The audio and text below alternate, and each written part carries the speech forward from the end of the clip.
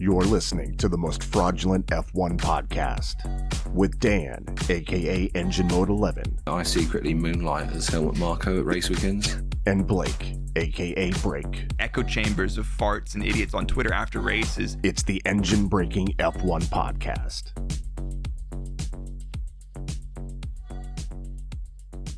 Boom. Hello.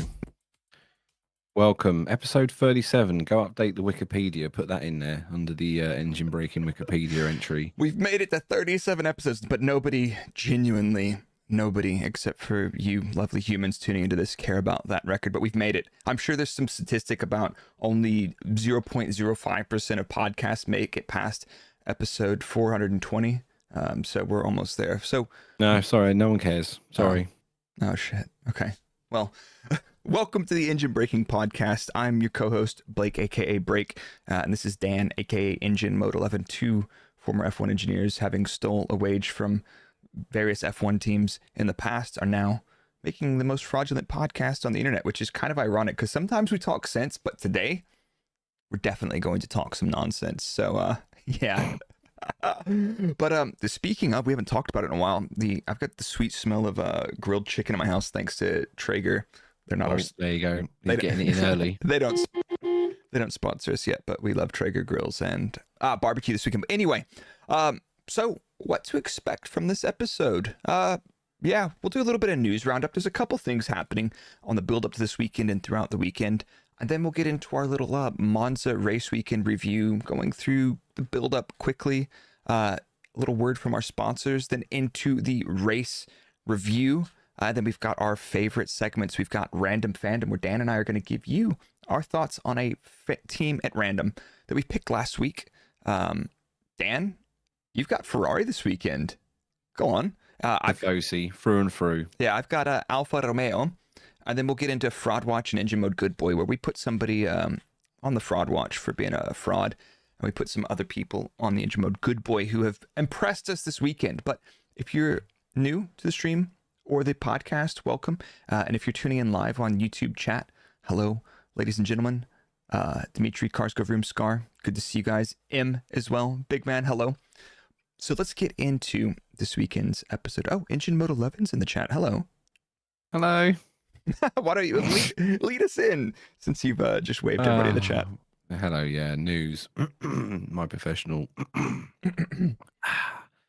news.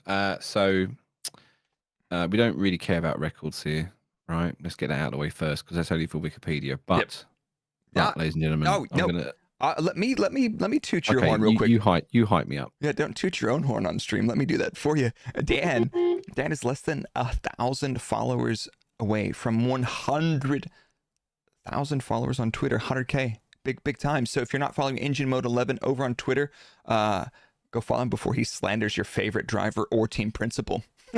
Yeah, I hope it's going to be like when you turn 100 in the UK. You used to get like a letter from the Queen. I want a card from Elon Musk. Yeah, he's going to be like, thanks for paying for Twitter Blue, you rat.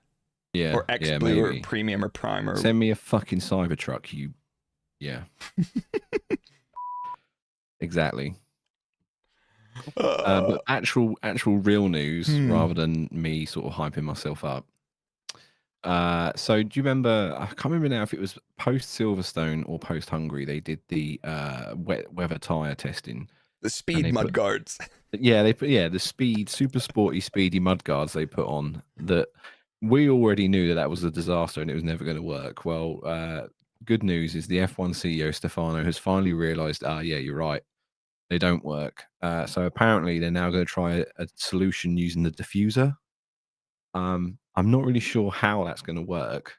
I kind of had envisioned, the 18-wheelers for our American friends and that. They have like lorries, the rubber mudguards on the back tires. I wonder if they're going to put like a vanity screen on the back of the diffuser when it rains. I'm not really sure how that's going to work. Well, like the old-fashioned like fly swatters. I was just imagining they're just going to tape a bunch of those to the back of the diffuser tunnels to break up the water spray. Clearly, we both said we worked in Formula One. Neither of us were aerodynamicists because this is all nonsense, absolute nonsense. Yeah, we don't fucking know what we were doing anyway. So. Hire us. Or fire us, frauds.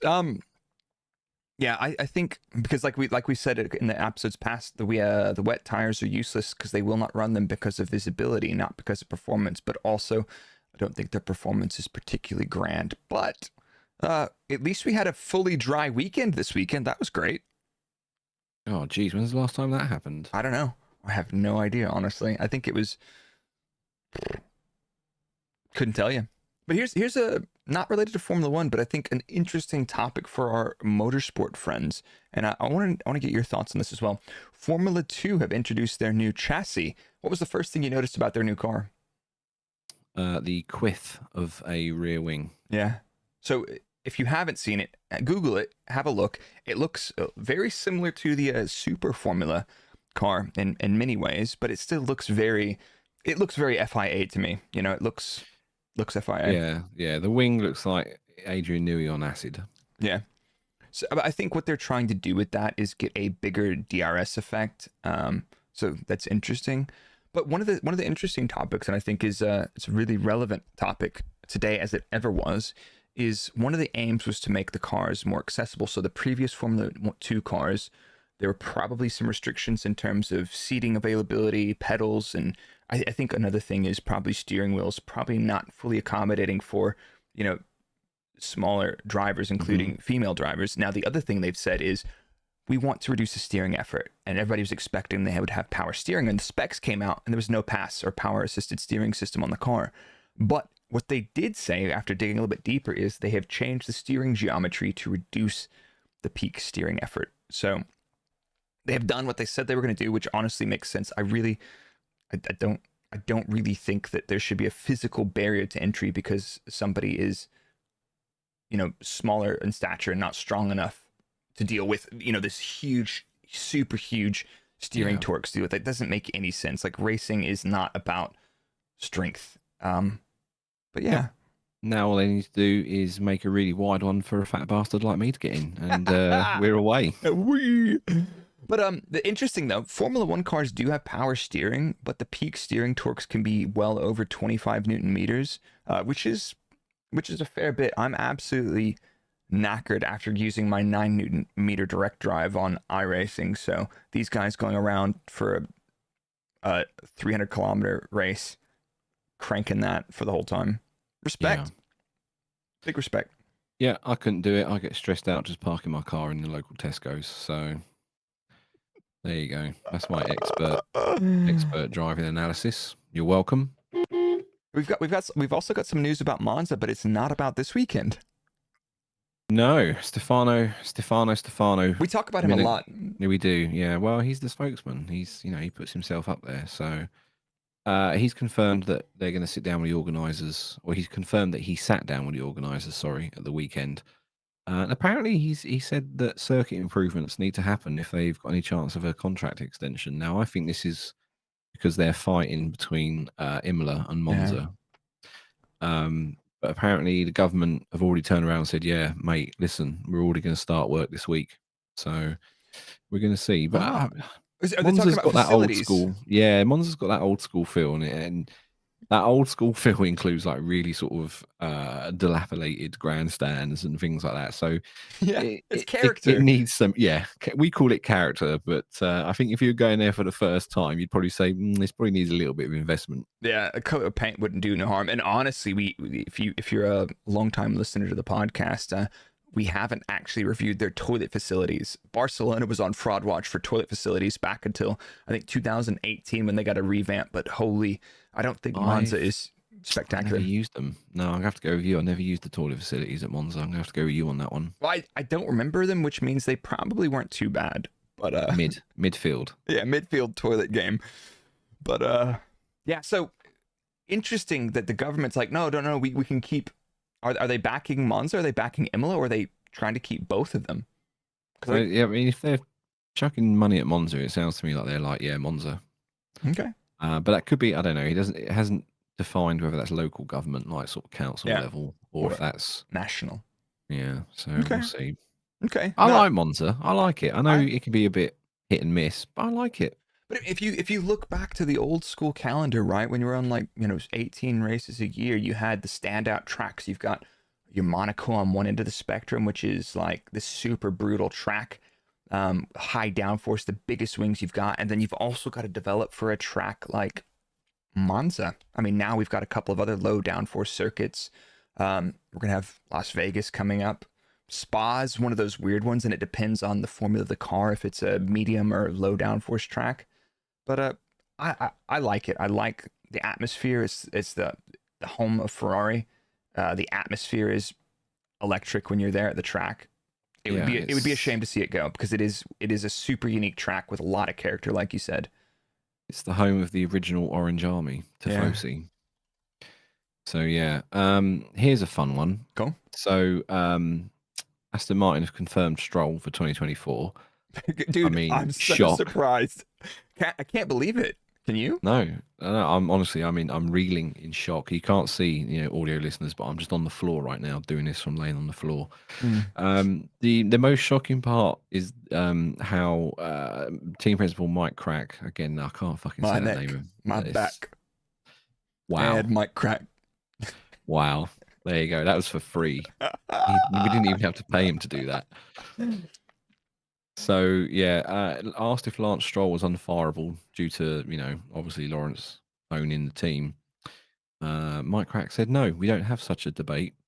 We'll be fine next year with the two drivers. There is not a marked gap in performance. There is a marked gap in points. We have had several issues all across the year, which unfortunately always hit the same car. And then in the next sentence, Lawrence Stroll said Mike Crack has just secured his contract for the next 10 years. Yeah, exactly. Slightly out of frame when they were conducting that interview. Lawrence Stroll had his sniper on the roof looking through the hospitality unit while Mike Crack was talking to the journalists about that one. He's like, listen, you know what to do. Yeah, there's not a marked gap in performance. There's a marked gap in points. Well, let me just, as a slightly technical person, which honestly, I don't even think you need to be slightly technical to understand that there is a substantial difference in performance between the Dark Lord himself and this mere mortal Lance Stroll. Lance is not doing a bad job, but if you had two Lances in that team, you would not be doing particularly well. But we could say that about several teams. And yeah, he knows what he's doing. He's doing the politics so he gets a paycheck. I'd do it. And I'm sure Mike Crack's on a decent wedge. I'd say some really weird stuff for $30, honestly. Yeah, that's true. I mean, we say some really pretty wild things for free. But Lance Stroll has been in F1 since 2017. Like, if it's not happened yet, no, don't get me wrong. I like Lance, right? But you don't get to keep an F1 seat because you're nice. But I feel like, on the other hand, that, and yes, it's not performance, but at the same time, Lawrence Stroll has saved that team from disappearing completely. That's true. And at the same time, he's got a lot of conviction. He's put his money where his mouth is. And you know what? If he wants Lance to drive one of the cars, so be it. They've had it. His fucking team. Yeah, exactly. It's his fucking train set. He can conduct it however he'd like.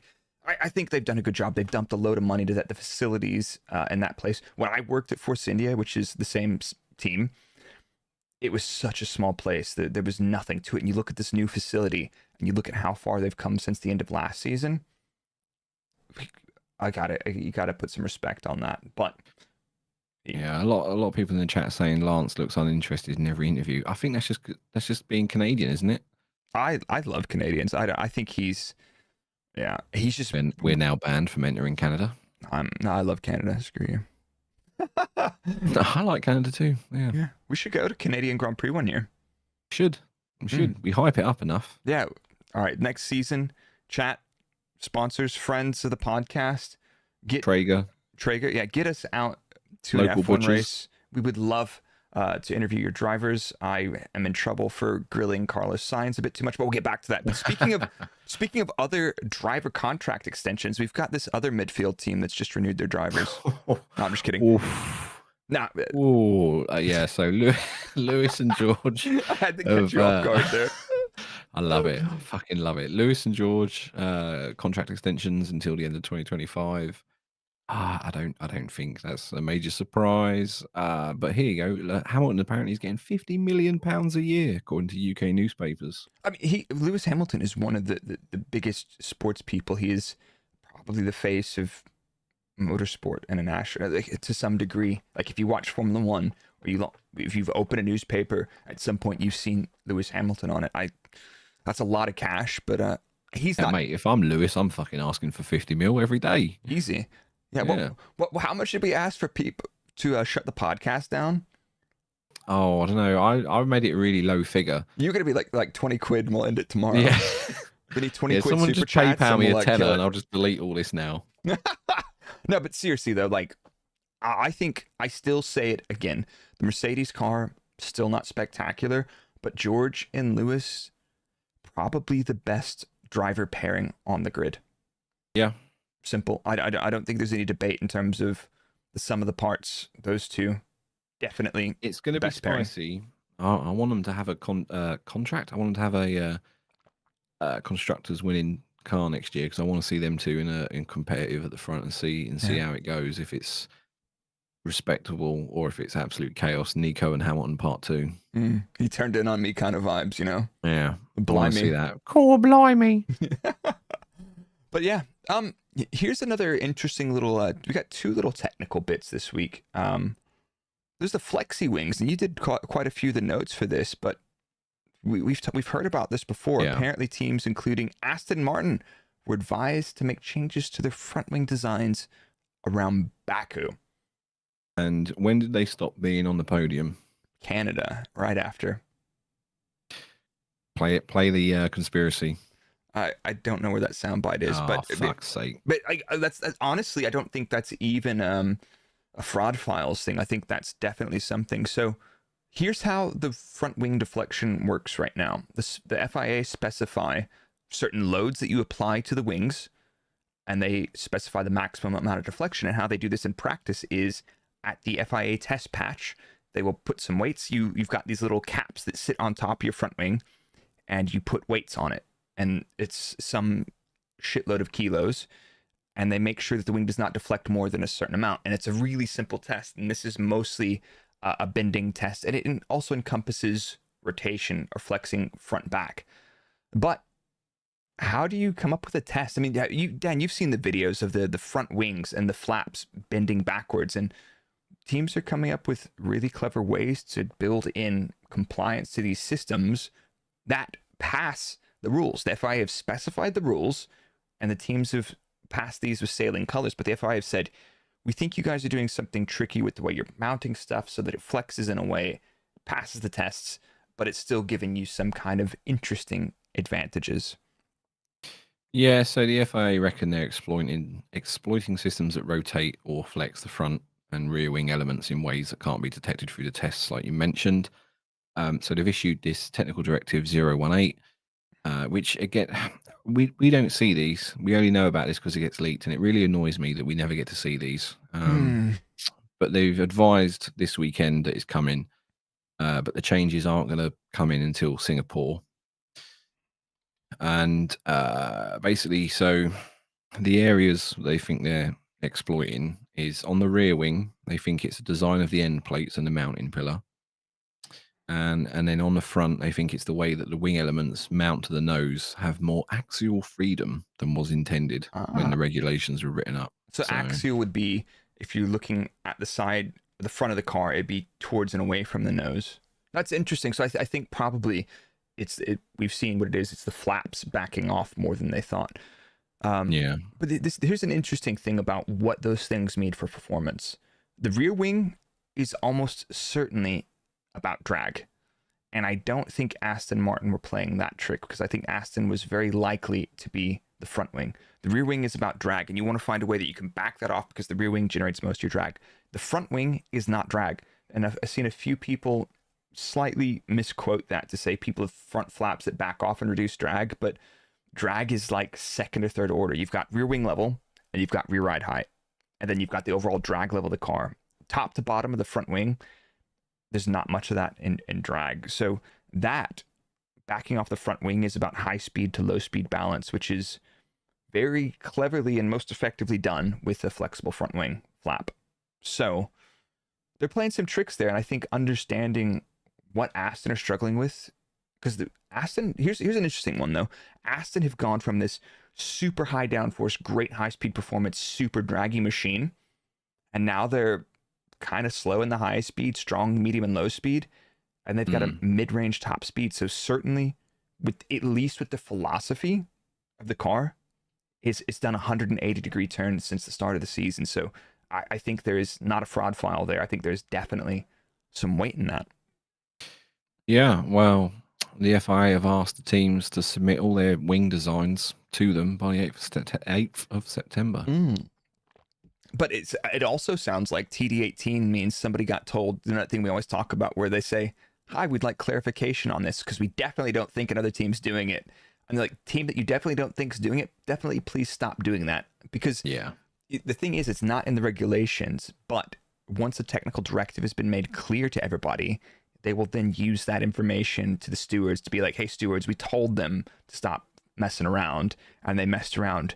And we, you look, here's the regulation and the framework. Do you think this falls foul of flexible bodywork, the catch-all regulation? Very likely they will say, yes, you have lost your points for this race, and you need to fix it for the next race.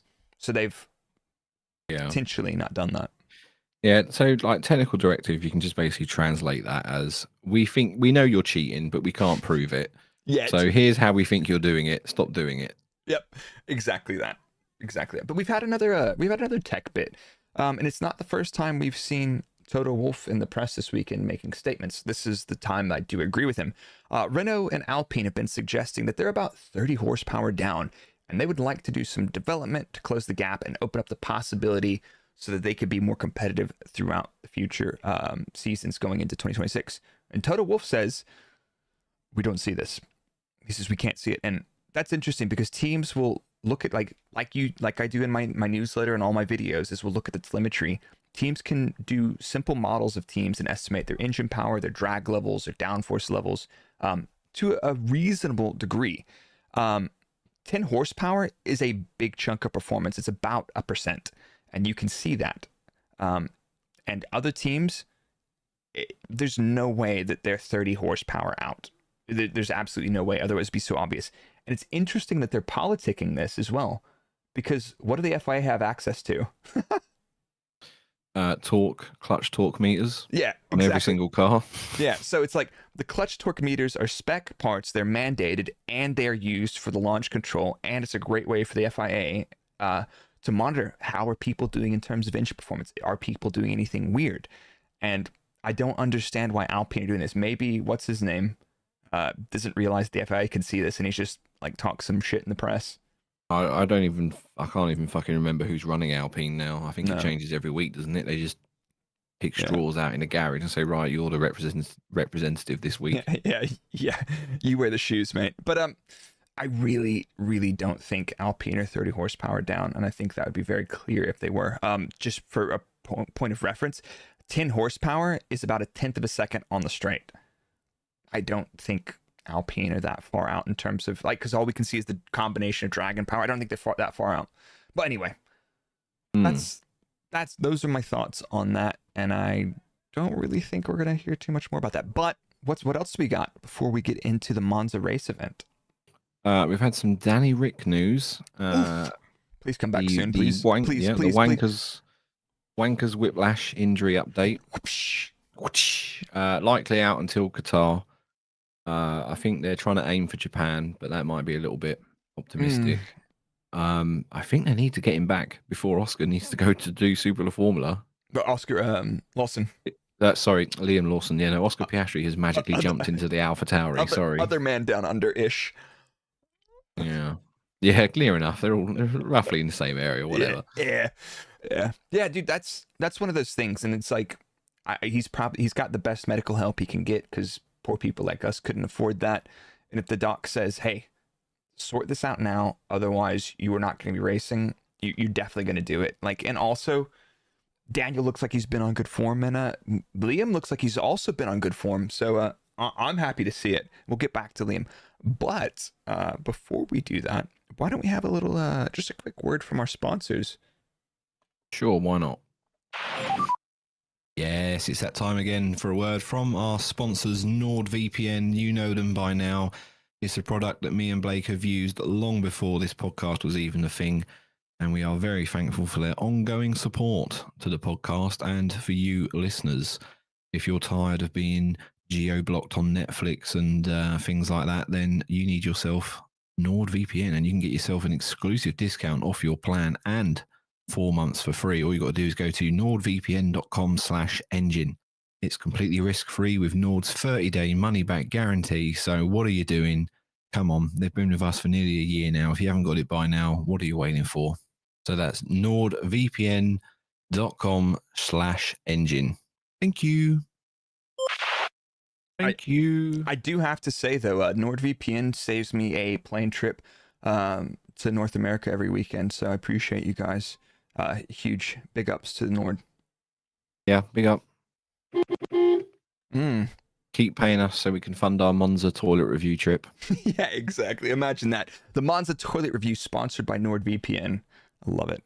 Imagine it happens. We honestly, though, great stuff. I use them pretty much every weekend, and it's the real deal. But let's get into the Monza race event, and we're not talking about toilets. I have no notes about toilets from here on out in the podcast. But like we said, dude, this was the first dry Formula One weekend in months, and I feel like the wet races lately have been the savor of predictable Formula One. It's been chaos. It's been unpredictable. But I think this weekend, especially with the alternative tire allocation, also shook things up a bit. So here, the rundown on the alternative tire allocation is Pirelli's trying to not bring as many tires to a weekend, save manufacturing a bit of rubber. But I think it's not such a bad thing. So you basically get one more set of hards and mediums, and you get 4 less sets of soft. And then in qualifying 1, 2, and 3, you have to run a hard, then a medium, and then soft. So throughout the weekend, before you get to qualifying, you've only run 2 new soft tires. And I think that's... what's your thoughts been on the alternative tire weekends? Have they bothered you at all? Or any thoughts on them? We had it in Hungary, didn't we, the first time? Yeah, I think so. And I thought it worked quite well there. It made qualifying a bit sort of unpredictable and whatnot. But this time, I don't think it was as exciting. And I think in terms of the race, it really stifled everyone to like a single fucking strategy for the actual race. So I don't know. Yeah, you say that, and I thought the exact same thing. But people spend a lot of time in free practice checking the soft tire performance. I think the compounds were a step softer than last year. And last year we had some soft medium one stops until the safety car at the end, but like that's what the plan was. With as low as the degradation is, I think honestly, I think Monza, you want Monza to be a one-stop race with this level of degradation they got, because you lose so much time in the pit lane. I think teams were going to do whatever strategy, and so maybe it was the alternative tire allocation that pushed us that way.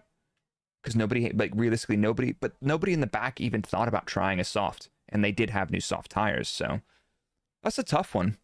Another thing that the stewards added this weekend, a maximum lap time allowed, applying it to out laps as well as in laps, and this was to avoid. You've seen some of the F2 and F3 races in the past where there's a parking lot prior to turn 11. You have somebody on a flying lap trying to bonsai.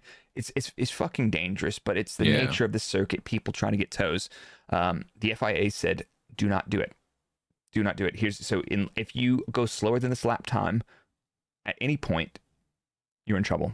Specifically focusing on people jockeying for position on out laps.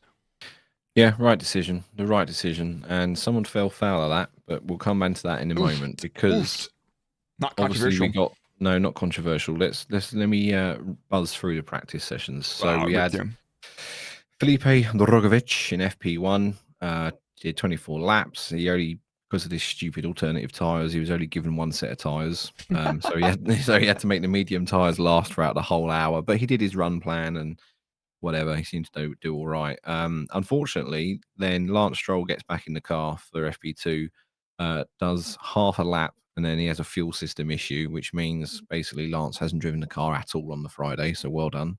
Terrible, man. Absolutely shocking. Yeah, FP2, Checo decides to rip pretty much the floor to pieces as he flies off and goes through the gravel. There was a photo doing the rounds where the car is being lifted or whatever, and if you look underneath it, the floor is completely fucked. Yeah, you could see like the side where he was sliding, it was just like, looked like some rats had gotten a hold of the front edge of the diffuser, the boat area, just chewed through it. So, you know, these things are built to last, but they're not built to be slid through gravel at 250 kilometers an hour. That's for damn sure. Yeah, funny that. Basically, Checo decided to stone blast the underside of the car, and we found out it wasn't built for that. So, Yeah. You know, it's funny just jumping into that. I remember back in the day when I was at Force India, there was so much sand on the track that the leading edges of the diffuser and the wings, they would get sand blasted to absolute fuck. And at the end of a Grand Prix, you would have holes in parts of the bodywork. So over time, people have built them stronger and stronger, but that shit do be abrasive. yeah, it really do be. But Ferrari looked quick on the Friday, which was they had a new PU. They put a new PU in both cars. Yeah, and I thought, oh, this is some Friday Tifosi glory runs, Yeah, whatever. exactly. Let them have their fun, sort of thing. But they But look sharp all FP3 weekend, came, man. yeah, FP3 came around and it looked legit. Yeah, no messing around. But there was the other classic during Friday, and I think at one point in the weekend, Max was like, "I'd really like to run another set of softs," and it's like, no, you get a soft in P2 and a soft in P3. And he's like, GPS, and well, did you learn anything? And Max goes, not really. To which GP replies calmly, well done. Yeah. That classic GP. But like at the end of the day, it's like one of those things. If you get obstructed on your lap, or you don't get a clean lap, or you don't get a good read on it, you're just out of luck. So yeah. And we'll come back to also the lack of practice is interesting because Lance had some comments about that as well. But looking at the weekend's pace progression, it was Ferrari and Red Bull at the top all weekend, and McLaren looked like they were in the mix in free practice 2 with everybody. Not then to free practice 3, it looks like had a nightmare, and then come qualifying. Yeah, we'll come back to that, but I don't think it was straightforward. But on the back foot all weekend, Alpine and my Yeah, random what fandom. the fuck, man. Alpine and Alfa Romeo. Oof. I don't know what the hell happened to Alpine. They were on the podium in the last race, Yeah. Oh, and now they're sort of chilling in like 18th and 17th. maybe it was that engine power. Maybe they're missing 100 horsepower to be that fucking slow. But another thing that makes these gaps look even worse is if you get knocked out in Q1, you've missed out all of the track evolution and you're running hard. So, yeah, fair enough. But they were absolutely nowhere. Maybe they just couldn't get the heat in the tyre or whatever, or get the performance out the hard tyre they needed. I don't know. Yeah. Mind you saying that, they were shit in the race as well, to be fair. they were not great. So, I mean... Ocon retired and nobody even fucking noticed.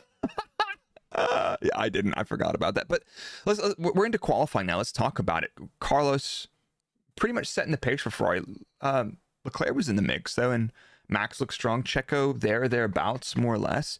Q1, Alpine were, oh God, atrociously slow. Even if you put their best 2 laps together, cherry pick the pieces, they didn't make it into Q2. They were on the struggle bus.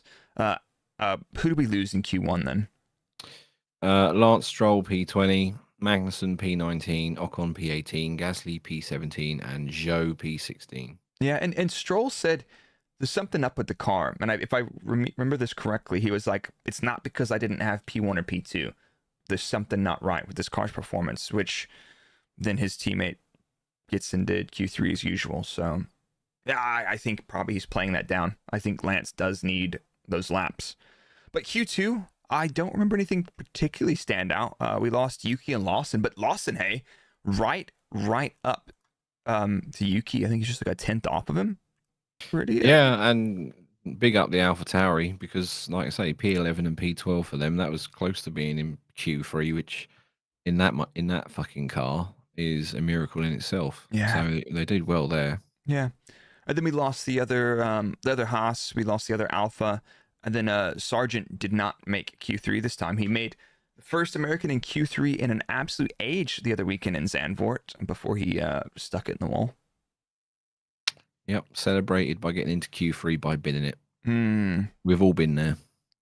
Yeah, but I did a little bit of a deep dive on qualifying over on my Buy Me a Coffee. If you haven't checked that out, buymeacoffee.com/break. It's where if you want even more tech data analysis and lots of graphs and explanations. I go into a lot of detail there, but let's talk about Q3. Sainz, phenomenal qualifying lap. Ferrari with the super low downforce configuration. Red Bull with a trimmed medium downforce rear wing. Great lap. They were faster than Red Bull in the straights and slightly slower in the corners, with the exception turn 4 and 5 on the brakes. So the second chicane after the Curva Grande. Dude, Sainz was a monster on the brakes there. He put a 10th on Verstappen and put a 10th on pretty much everybody there. That's talking about trusting the tires. You feel the warm up. Turn 1, 2 was good. Turn 4, 5, absolutely hammering the brakes, getting that.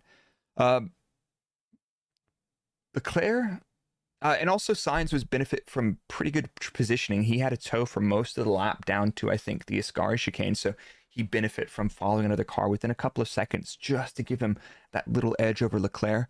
Leclerc did not have that tow. But Sainz also... No, and sorry, just to cut you off there, just call me the knife. And Charles had been sort of saying all weekend up to that point that he was having some problems with the balance of the car. He didn't feel 100% with it. So, and that's super interesting because there were some signs of that in the data. Maybe it's the same thing Leclerc's talking about, maybe not. But Leclerc didn't have a tow. But also Sainz almost threw it away in the final corner. Like Verstappen clawed back well more than he should have there, and it looks like Sainz checked up a bit. Killed way too much speed on the entry and then was really hesitant on throttle. And I looked at that. I looked at Sainz versus Verstappen. Sainz was really tentative. Like, they've got lower downforce, so their traction is a little bit weaker. So the time it takes them to get full throttle out of the chicanes was longer. But the Ascari chicane, Sainz was not quite trusting the throttle to go full. Max was just plant it, mat it, just fully send it. Also in turn 11, both of the Ferraris were really tentative getting on throttle. And I still feel like that quite pointy, nervous Ferrari is still a thing, and then accentuated by having lower downforce. But definitely think that the low downforce was the right answer. Like, they wouldn't have competed or had a shot at all. Qualifying results. What do we got? Qualifying results. Sainz P1 pole, just a couple hundredths ahead of Verstappen. Leclerc just behind him, super close. That all of those guys within 60 thousandths of a second. Impressive. It could have been any one of them. Big man Russell 3 tenths off that. Perez right neck and neck with the Russell man, isn't he? Yeah. And then Alexander Albon, another Q3 appearance, sending that absolute boat of a Willies into P6, man. Piastri, Hamilton had a shocker, and he was just like, today wasn't the day. His sector 1-2 was okay, or sector 1 was okay. Then sector 2 and 3, it's just like, bleh. Not what he wanted. Lando Norris, Fernando Alonso rounding out the top 10. Alonso P10, and he was way off, half a second off of Norris. Oofed. And again, just to hype ourselves up, what did we say last week? Keep an eye on the Williams in qualifying. But like, to be fair, I know we look really clever and shit, but to be fair, don't ruin the illusion. I want to put some respect on Alex Albon, because we'll say it every week. He's driving the absolute wheels off that thing. I think he's performing miracles in that car. Good for him. I'd love to see Alex Albon doing well and succeeding. Good on him. And I hope some other teams are taking notice of his performances. Yeah, but I also hope that this is a genuine resurgence of Williams. I'd love to see it. Yeah. You're only as fast as your fastest driver. And Alex ain't no slouch. I'm here for it. Shall we move on to the Italian Grand Prix? We will, but I will also mention what we were talking about earlier, the maximum lap time. Oh, I completely forgot this. Yeah, I forgot to write it down in the notes. Not controversial. This one at all. What happened? So Ferrari were too slow on their, I can't remember which laps it was because I forgot to write it down. But basically, they fell foul of that rule we were talking about earlier, where not parking the car. Yeah, you can't do slower than there's like a 144 or something, and the timed lap's a 1:20. So you had to get a shuffle on. No effing about. But why did they not get popped for that then? Because it seemed like it did say the stewards would take into consideration the circumstances. So why did they get the pass on this one? I don't know. It's basically the answer. I don't know.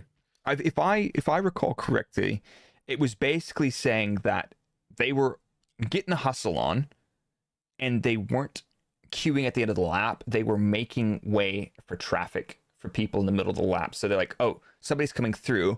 I'm going to park it on the inside of the track so I don't impede this guy's lap. And I think that's probably the right thing to do. And in the end, I do believe common sense prevailed with the stewarding and the regulations. The regulations achieved what they should have done. We didn't have any car parks and people bowling into turn 11. So fair enough. Bollocks. I'm starting a conspiracy theory. Yeah, Ferrari paid the Ferrari international assistance. Yep. Again. At Monza. Send them to the back, honestly. 30 position penalty. They had to start in Imola. Shame. Yeah, I don't know. Whatever. Whatever. So there you go. That's it. I'm starting that wild conspiracy. Okay. I'm here for it. I rate it, man. It's Grand Prix time, baby. Talk to me. Oh, hell yeah. Oh, hell yeah. Well, before the race even begins, we fucking lose Yuki. Somebody chucked a bag of 10p pieces down his intake, and that thing grenaded itself on the formation lap. Speaking of conspiracy theories, there's another one. Red Bull sabotaged Yuki's car so they could get 2 extra laps of fuel in Max's car. Oh, yeah. That's a thing, though. So those extra, we do 3 formation laps in the end. Yuki's car, they had to get the flatbed out because that thing was seized up, brother. But a couple extra formation laps saves a lot of fuel. So the conspiracy theory is that Red Bull massively underfueled and they blew up Yuki's engine in order to not have to save fuel. Helmut Marko flipped his red button and said, Yuki, it's time. Yeah, it was last year. It was his seat belts and his differential in Zandvoort. Yuki had to commit Sudoku.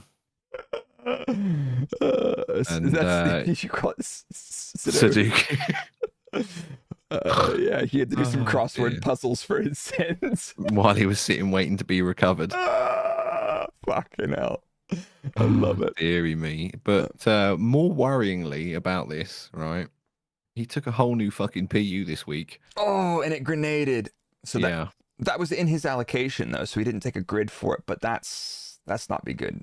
No, and there's no official word on a cause, but apparently a Japanese website is rumoring it was a piston failure. Oof. Either way, smoke coming out of your car is not good. That is the official engine braking technical analysis that you've known to come and love. Smoke bad. But here's the thing, though. I don't think this is correct. I'm not sure if it's correct, but if I recall correctly, since partnering with Red Bull, have Honda/RBPT had a catastrophic ice failure? Oh, I think there've been, if not none, then very, very few. Like a competitively strong few number of catastrophic combustion engine failures for that. So kind of strong. Did you not visit the Red Bull campus the other week? I did. Has this got something to do with you? Did you fuck Yuki's engine? No, I went on a bike ride with some friends at lunchtime. I didn't. Yeah, I just was like, hey, this is a nice campus you got here. Be a shame if somebody threw 50p pieces down the intake. Yeah, honestly, there you go. It was us. They're not letting me in anywhere. They know me around there. Yeah, we are named and sort of, yeah. Yeah, I have a story for another day, but I'll get back to that. Super clean race start, though. There was no shenanigans. Nothing bad's ever happened on lap 1 in Monza ever. So that's fine. And the only swap, I believe, was Albon overtaking Piastri, which was a damn good thing he did because Albon was the train conductor for another while. Yep. Choo choo, all aboard the Alex Albon DRS train.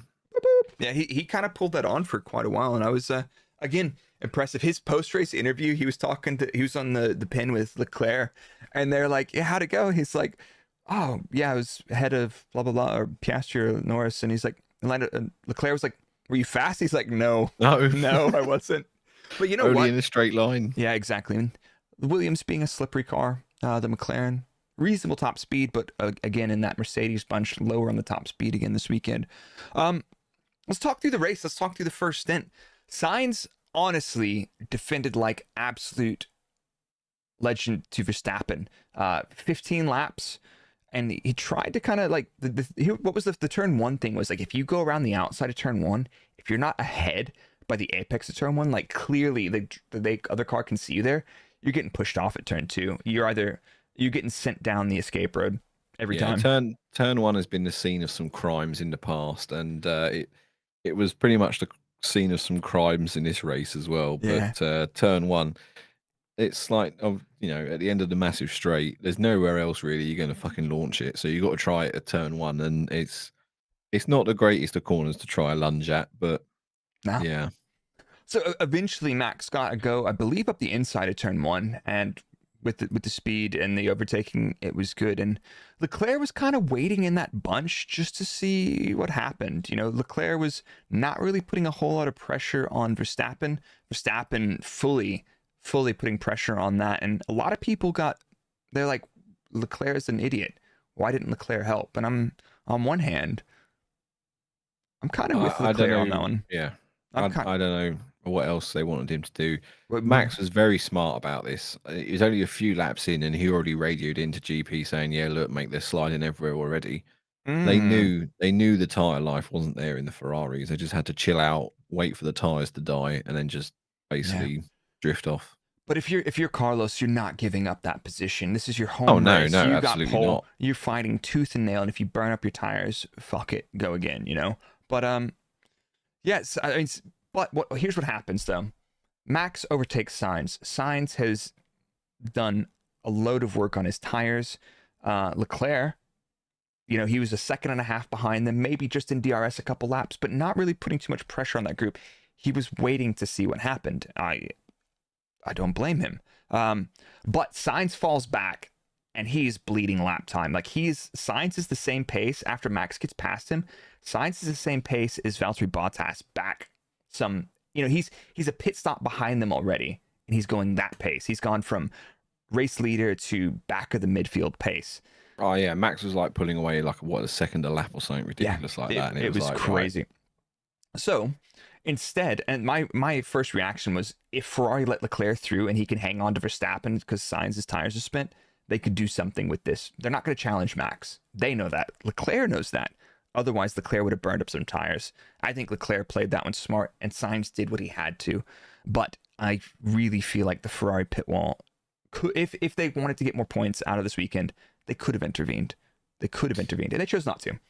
Yeah, I don't know. Shoulda, woulda, coulda, isn't it, really? I will say, though, for Sainz's first pit stop, I rewatched the race this morning just to sort of take it in again, and I loved this shithousery from Red Bull, because the Red Bull and Ferrari garages are next to each other. Yep. The second Sainz pulled off to come into the pit lane, everyone in Red Bull pulled out as if they were doing a stop. So Carlos had no choice but to do an sort of go around them to get into his box. And then as soon as before it even stopped, the Red Bull walked back into the garage. I was like, that is pure shithousery, and I love it.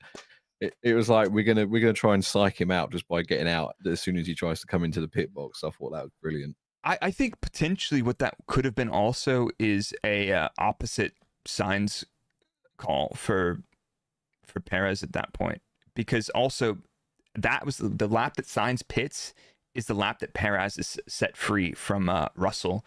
So I think that was viable, but at the same time, I'm here for that theory. That works so much better for me. Yeah, I'm going for the shithouse theory. Yeah. So also in instant one, Perez is like, Russell pushed me off. It's like, at turn one, it's like, yeah, mate, just take the escape road, tuck back in, and go again. And he eventually gets him. Overtaking on the outside of turn one just wasn't on unless you're ahead, really.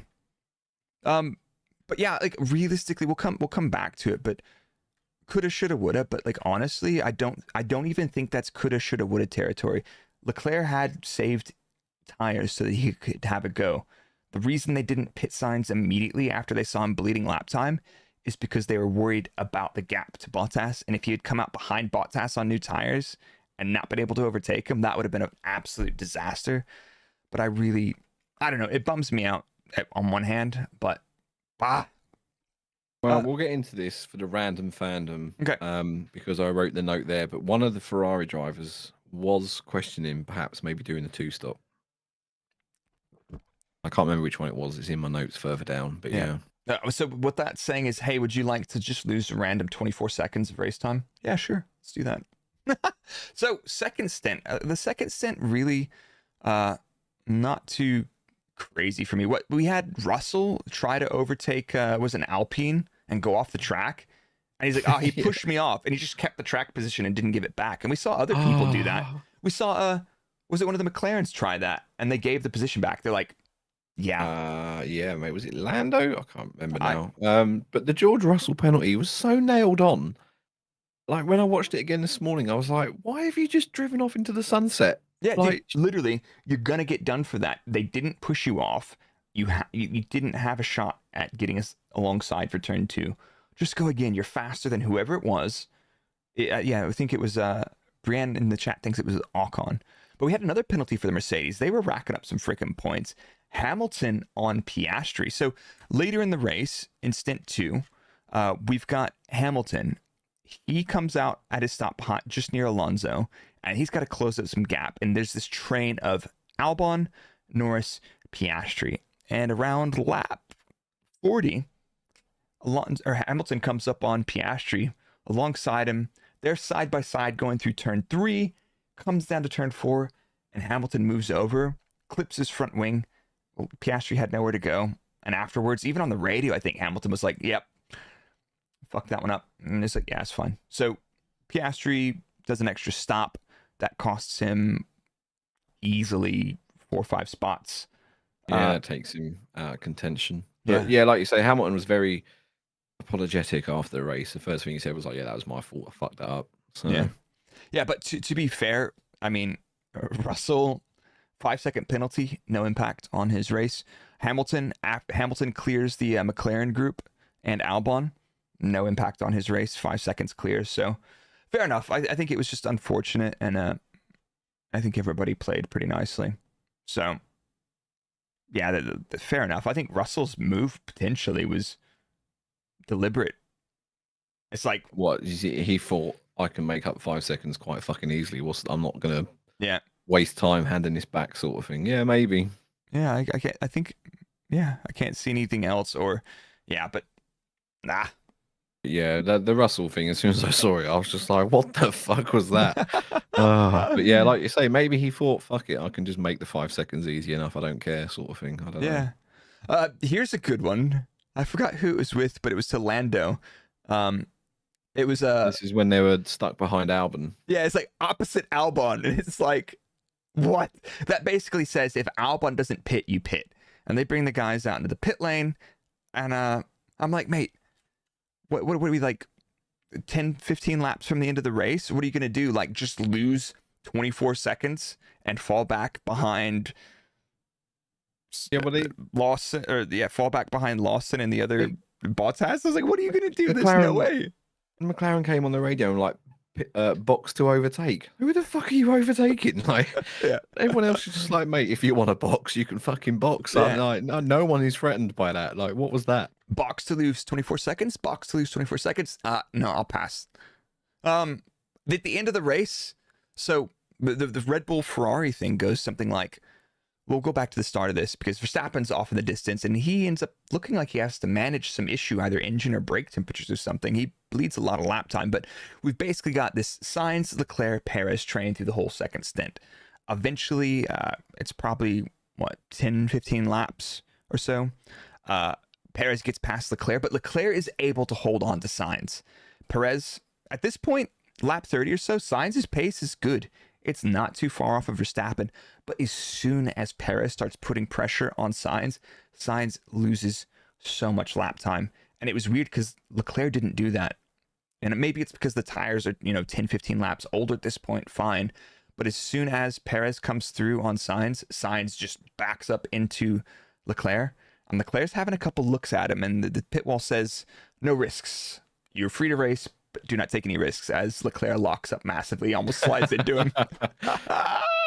I rate it. Honestly, I rate it. And, on one hand, fuck it, man, let him race. But did anybody watching this, if you saw this, leave a comment. Did you see Lawson's send from like 40, 50 meters back into turn 1, I think on the Haas? I was like, damn. Yeah, Liam Lawson had prepared that one since Zandvoort, mate. Yeah. That's how far away he sent it. Yeah, it is fucking wild. But that was a good move. Super confident, made the corner perfectly, easily got past the Haas, who both of them finished a lap down. It was not a good day for the Haas cars. Oof. But- Yeah, Magnussen said post race, he was like, and he goes, I think this is the worst race ever. No disrespect to Haas, but I'm pretty sure they say that nearly every fucking race now. Oh, it's a tough time for that car. Clearly, they're not matching the development rate of the other teams, and that scrap towards the back. Oof, it's difficult, man. It's really difficult, and I feel for him. I remember working at Force India when we were back at the back of the shed. I was just happy to be there at the time. I was like, I don't really care. I'm just here to have fun. But I don't think Haas is having much fun right now, honestly. No, is it controversial? No, I don't think so. I think Gene Haas should fucking just sell that team to someone that's willing to invest proper money into it. I feel like there's a nail, and you've hit it right on the head. I don't really see what the point of that team is at the minute. No, they need to make a step, and yeah, they definitely need to make a step. So, post race notes, man. Pace ranking. I think it was Red Bull, Ferrari, Mercedes, McLaren, Aston in that order. But Albon scoring a P7, really benefiting from a great qualifying performance and the car's slippery nature. But props to Albon for dragging that car up to a P7. Solid. We kind of talked about it. Was the Ferrari P2 or race win on the cards? Because I had some people on Twitter after my tweet from the Buy Me a Coffee slide, a little preview on Twitter. So if you're not following me on Twitter, get involved. It's not all shithousery on there. But I had some people telling me that Leclerc's selfishness cost Sainz the race win. And I had to wonder if maybe they need their water supply checked for heavy metals or hallucinogens. I don't see that. Not in any world was that happening. No, it's not something that immediately sticks out to me. I don't know. I think maybe if they inverted the cars as soon as Max overtook Sainz, I don't know if that would have translated to a P2. I don't know. But I think they lost some time there. Certainly. But I think Ferrari were quite content just to take third and fourth. I don't think in any, apart from a DNF for like Max, I don't think they actually expected to win that race. No, I don't think so. I don't think the pit wall thought that was even possible. But I will say, and I've actually just finished recording a video, which is going to be live on Break F1 on YouTube tomorrow. If you're not subscribed to that channel, do be sure to follow it. I'll give you the TLDR of that one. I really think that inverting the cars, like you said, could have given Ferrari a 2-4 instead of a 3-4. If Leclerc had pushed more, I think that's a slam dunk P3, P4. But here's the interesting thing, though. The difference between a 2-4 and a 3-4 is what, 3 points, I think? Something like that. Yeah, it's 18 for P2, 15 for P3. It's not like we've got a combined 12 years of experience in F1, is it? No, but like, when you think about that, that's only a couple points, but they're something like 50 points behind Mercedes, 40 something points behind Mercedes, and there's 8 races to go. This kind of 3 points here and there can make the difference. And yes, Ferrari have made a lot of blunders this season. Was this a blunder? No, I think they did a pretty damn good job. But you don't want to be doing a pretty damn good job. You want to be doing the bestest job. They've overtaken Aston Martin in the standings now, so into P2. Yeah, which I'm surprised Aston held on to that for so long. Actually, yeah, but like they've really dropped the ball since Canada. And Alonso had a good result in Zandvoort on the podium again, great. But so we had this little bit of banter going on Twitter yesterday. Is Vasseur said just let him race, and yeah, good. Yeah, honestly, I was here for the entertainment, but at the same time, I think Vasseur doesn't want to get involved in that shit fight at the track at the home of Ferrari. Like if you team order one of those guys and it doesn't go right, you might not get out of that car park alive. I think that was self-preservation more than like, oh, I hope the fans had a good time. But the Ferraris battling were probably the most exciting part of the fucking race, to be honest. Yeah. But a lot of people, like you say, I put this tweet out saying I rate Fred for saying just fuck it, let them get on with it to give people something to watch. Yeah. And a lot of people came back and said, "Oh, well, I bet if Charles was the lead car, he probably would have come on the radio and told Sainz to hold off." Now, I am not an expert in Ferrari relations, so I can't confirm nor deny whether that's the case. But I don't know. You can get a degree in that in University of Maranello, by the way. Oh, do I have to drive there in the Fiat Panda? Yeah, you do. Sweet, I'm there. Yeah. If they would have won, you also said that you were going to drive to Ferrari, weren't you? Yeah, well, I was. You knew that wasn't going to happen. We'll talk about this in the random fandom because I had Ferrari. Okay. But yeah, I'm with you, man. Like, it was exciting to watch them race, and if the positions were inverted, I don't think Leclerc would have fared any better than Carlos did. I do think that Leclerc was a little bit kinder on his tires this weekend, but they were getting past. They weren't winning the race. Maybe a P2 was on the cards, but definitely not a win. Yeah, a bar or DNF. Yeah. Now let's touch on one other post-race note. And Toto was interviewed, and they put the microphone in front of opposing rivals' faces and asked them questions. And it went something like, somebody asked Toto, "What do you think of Max Verstappen's record-breaking 10 in a row?" As he's beat Sebastian Vettel, had 9 in a row. Max has now done 10 race wins in a row, and it's still going. And then Toto just replies, I believe this is a direct quote, "Our situation was a little bit different because we had 2 guys fighting against each other within the team. I don't know if he cares about the records. It's not something that would be important for me, those numbers. It's for Wikipedia, and nobody reads that anyway. Me personally, I'm offended because I would not survive without Wikipedia. But I do feel like they do care about those things because, when Lewis hit his 100-win anniversary, that's a pretty spectacular event. But does that mean anything in terms of monetary or championships or anything else? No. It's a Wikipedia number. I'm so fucking confused by this because I can't tell if this is Toto trying to be humorous and it not working because he hasn't got that ain't got that shithousery. No, he hasn't got that shithousery status like Christian has. Yeah. Or if this is just him genuinely sort of coming out with a stinker. I'm more confused about this whole episode than anything. I don't really understand what he was talking about.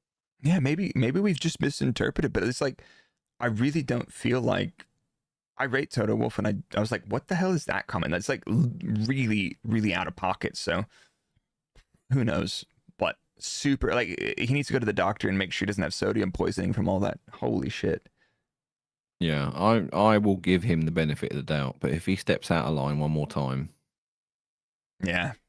No, actually, no, he's quite tall, isn't he? What is he, like 6 foot something? He can beat shit out of me. He's a bit of a unit, that one. He is, yeah. Maybe I won't. Yeah, but yeah, so there's also another big controversy. Sainz got robbed at the race. No, I'm just kidding. He got robbed after the race, though, for sure. Some jokers mugged him and stole he tried to steal his Richard Mille watch. And those things, I think some of the less expensive ones are like 50K, but the more expensive versions of those are 200 to 500,000 euros. Those are. Yeah, this one was $500,000. Yeah, so I mean that is mine and Dan's houses. Basically, probably, and his shed. Hey, I live in Stevenage. That's like 10 of my houses. Fucking hell. Okay. Well, yeah. So somebody mugged Sainz for 10 of his houses, but apparently Sainz chased after him, and the coppers got him. So he got that watch back, but that's not cool. Did this not also happen earlier in the season to Charles? It's happened several times. The moral of the story is, wear Richard Mille, get your wrist. Yeah, that's why I don't own one. Yeah, me too. The constant fear of theft. Look at this cute little Fitbit. I look like a 80-year-old grandma trying to keep her steps in. Lando's been robbed as well, says Arash. Yeah, he got at Wembley, I think, when we watched the football. Yeah. But anyway, no, I don't fucking have a watch, mate. I don't need to know how out of touch I am with the time. That's fine. Well, why don't we get into the next segment of our podcast? And we've been looking forward to it. Go for it. This is you. You have this one. Oh yeah, I do. No. Oh, fuck's sake. Right, take 2.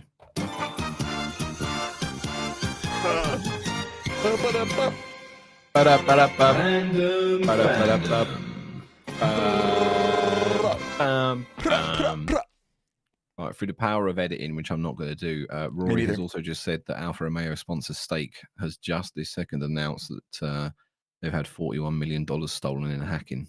Stake, the crypto gambling website. Yeah, the gambling website, who also sponsor, who are also Kick as well, which is they basically like, we can't advertise gambling on this car in most of the places. We'll just use our other company, Kick, which is basically the Twitch crypto gambling website where everybody went after Twitch cracked down on them. But anyway, holy crap! Breaking news from Rory Talks F1: 41 milli.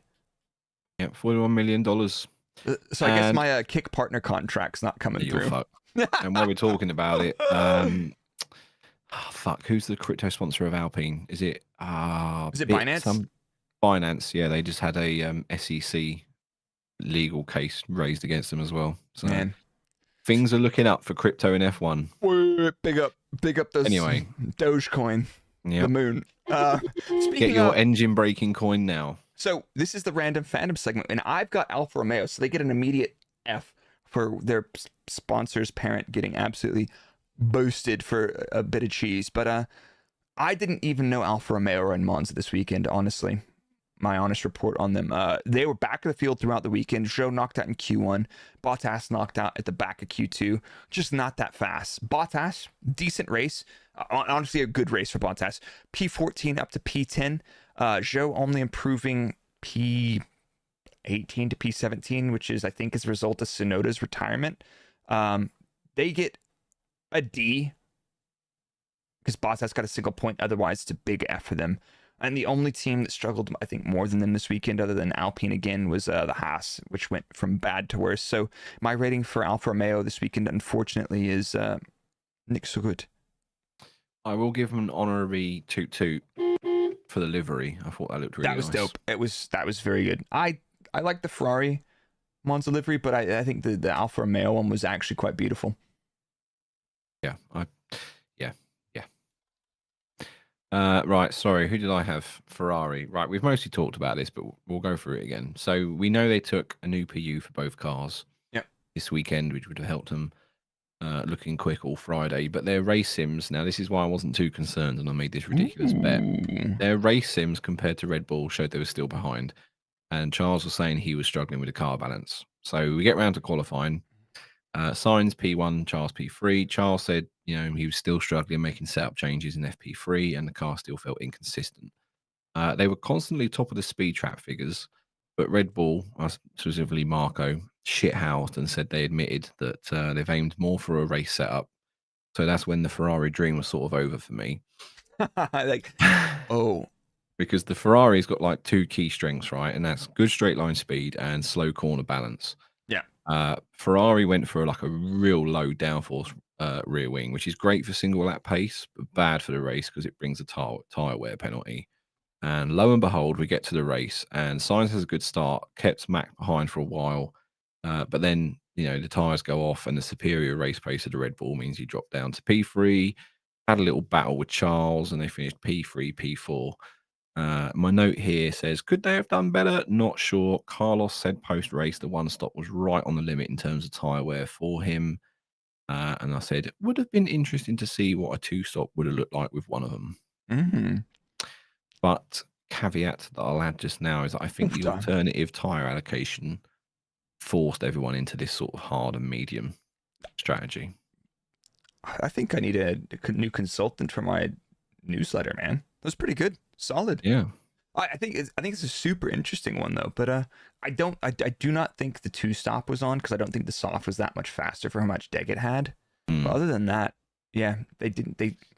I don't know if we talked about this, but Red Bull didn't bring a low downforce rear wing. A lot of teams brought a bespoke rear wing and beam wing package, which is designing and manufacturing a wing that you're only going to use here and maybe Vegas.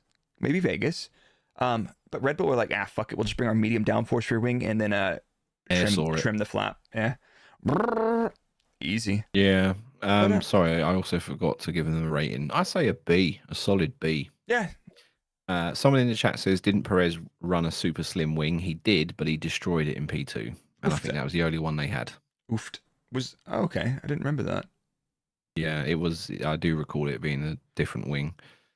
But if they didn't have spares them, I think they were like, yeah, we don't think it's great, but if you want to run it, we've got one of them. I think that was data gathering for it, but he wrecked it. It wouldn't be surprising to see a little bit of data gathering for later in the season. But are we ready for our next segment? Sure, why not?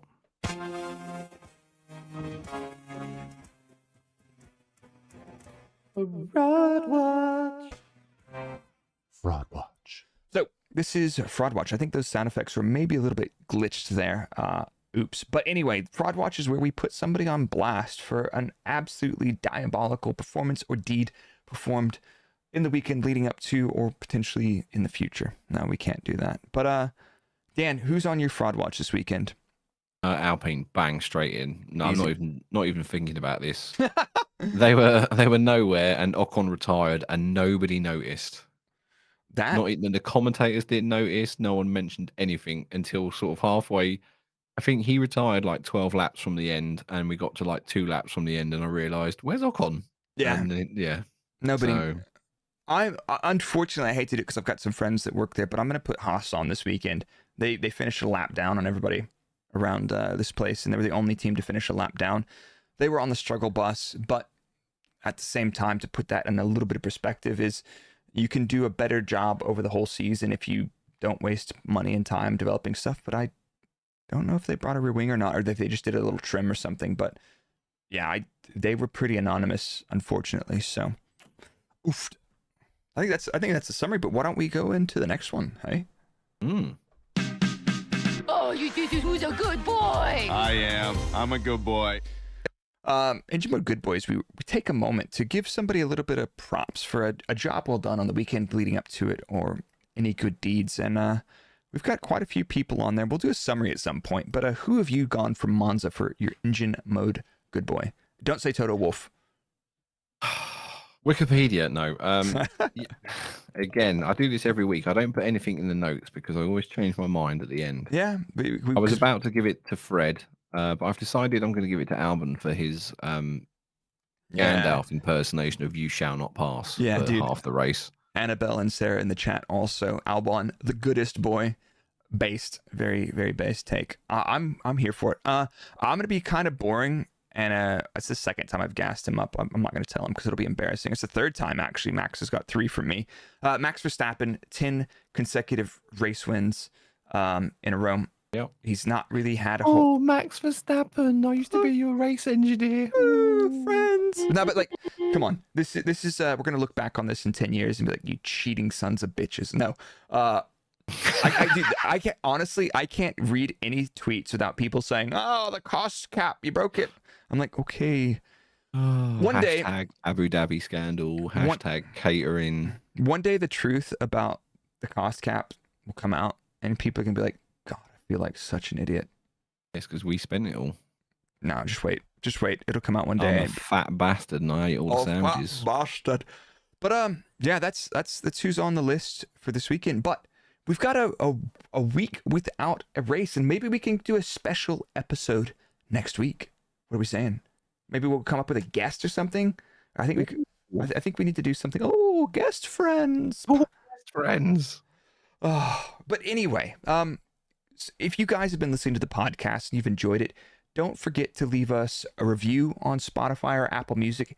Drop 5 stars. You know you like it, even though we talk trash about your favorite driver. I didn't even make one negative comment about Carlos Sainz today. Apparently, one of our listeners was upset that I always rag on him, and I get it. But you don't have to like everybody. I'm not mad at you. But I'll be honest, you can drop 1 star. I don't give a fuck, to be honest. yeah, exactly. Engagement. But if you also want to get involved in this, we record these podcasts live over on YouTube at Engine Braking account. Keep an eye on the stream section. You'll see when we schedule one of these. It's usually Monday or Tuesday nights after races. We'll try and sneak one in next week. But yeah, I'm gonna go support my local butcher, buy some pork ribs to chuck on the Traeger this weekend.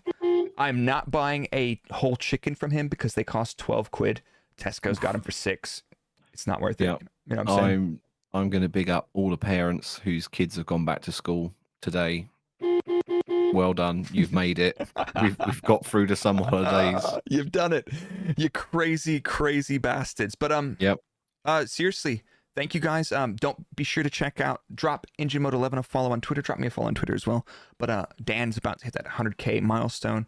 And Break F1 on YouTube. We've got a video talking about the Monza Grand Prix and what coulda, shoulda, woulda been with a bunch of nerdy details. So we'll see you guys hopefully next week. And yeah, Fuck off. see you later.